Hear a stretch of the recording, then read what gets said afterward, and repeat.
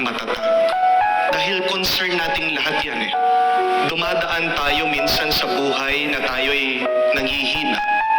There are days that we want to give up, especially when we confront our problems, especially when we remember the debts that we need to pay, especially when we remember the loss in our families, the death of our loved ones, especially when we remember how uncertain our future is.